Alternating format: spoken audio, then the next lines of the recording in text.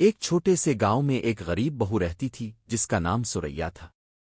سریا نہایت محنتی باشعور اور ہنر مند لڑکی تھی، لیکن غربت نے اس کے گھر کو تپتے سورج میں تندور بنا دیا تھا۔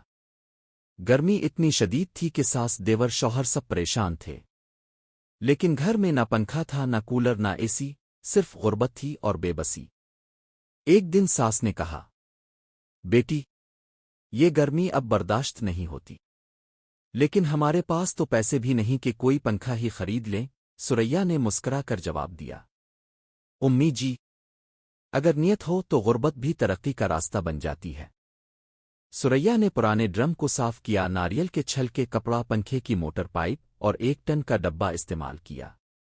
دن رات کی محنت کے بعد اس نے اپنا جاگاڑو ڈرم کولر بنا ڈالا۔ جب کولر چلنے لگا، ٹھنڈی ہوا چلنے لگی۔ ساس، شوہر، دیور سب حیران رہ گئے۔ گاؤں والے بھی دیکھنے آئے۔ سب نے کہا، بیٹی، تم نے تو کمال کر دیا۔